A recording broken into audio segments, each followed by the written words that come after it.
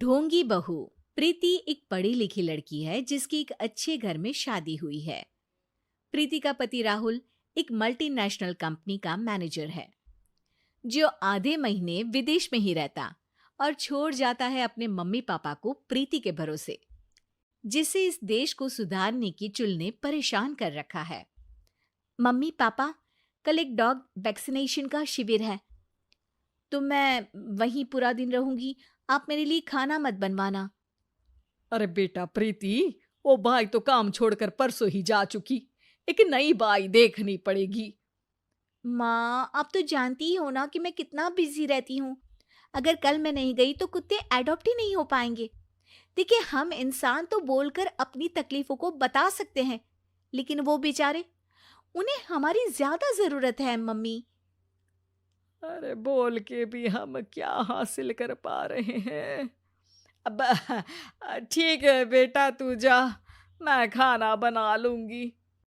ऐसा पहली बार नहीं हो रहा था। देश भर में जितने एनजीओज हैं, चाहे वो स्टूडेंट्स के अधिकार के लिए हो या गरीबों में खाना बांटने का काम हो, प्रीति सबसे जुड़ी हुई थी। रोज कहीं बाहर ही रहती थी, एक शिविर में नहीं तो दूसरे में, और छोड़ जाती थी अपने सास ससुर को उनके खुद के भरोसे। और जब कोई उसे कहे, अरे प्रीति, कभी तेरी सास का हाथ भी बटा दिया कर, तो उसका एक ही जवाब रहता था, देखो, हम लोगों को तो सब कुछ घर बैठे मिल जाता है। अगर आज मैं इस शिविर में नहीं गई तो पता नहीं कितने लोग सड़क पर आ जाएंगे। प्रीति को समझाना संभव ही नहीं था, और ये बात उसके सास ससुर भी मान चुके थे। इसलिए सुबह सुबह सास ही किचन में खाना बनाने जाती है और देखती है कि घर में सब्जियां खत्म है। अरे प्रीति बेटा, सुन तो जरा। क्या हुआ मम्मी?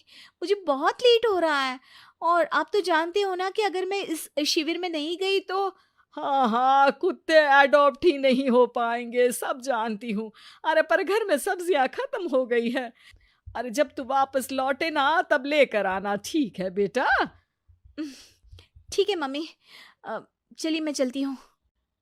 और हर बार की तरह प्रीति अपनी पार्टीज और आफ्टर पार्टीज में इतनी बिजी रह गई कि सामान लाना ही भूल गई। बात केवल सब्जियों की नहीं थी, लेकिन प्रीति हर रोज किसी नए शिविर में निकल जाती थी, अपने सास ससुर को अकेला छोड़कर। एक हफ्ते बाद प्रीति के ससुर जी के हाथ में दर्द होने लगा। अरे बेटा प्रीति, पापा जी के हाथ में बहुत दर्द हो रहा है। आज इनको डॉक्टर के पास लेकर जाना पड़ेगा।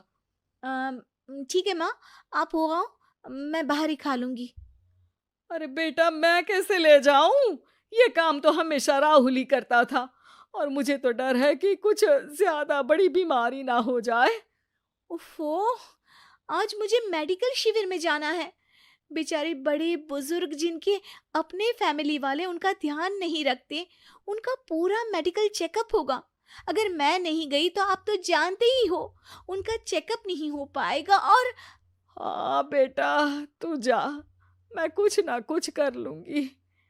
प्रीति के सास और ससुर दोनों ही काफी समय से प्रीति को समझाना चाह रहे थे कि उन्हें भी मदद की जरूरत है, लेकिन अब तो पानी सर के ऊपर जा चुका था।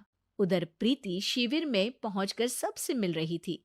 काफी भीड़ थी और प्रीति इंस्टाग्राम पर फोटोज अपडेट करे जा रही थी। तभी प्रीति की दोस्त रीना उसके पास दौड़ती हुई आती है। अरे प्रीति, जल्दी चल। अरे क्यों, क्या हुआ? अरे तू अभी सवाल मत पूछ और चल मेरे साथ। प्रीति रीना के साथ जाती है तो देखती है कि गरीब बुजुर्गों की लाइन में प्रीति के सास ससुर भी खड़े हैं।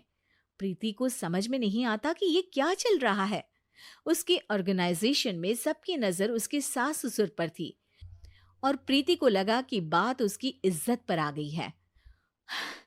माँ, पापा जी, आप दोनों यहाँ क्या कर रहे हैं? आप तो जानते हो कि ये शिविर गरीबों की मदद करने के लिए बनी है, और आप इसका मजाक उड़ा रहे हैं इस तरह से लाइन में खड़े होकर। अरे बेटा, हम भले ही गरीब ना हो, पर जरूरतमंद तो है ही। हमारा भी कोई ध्यान रखने वाला नहीं है।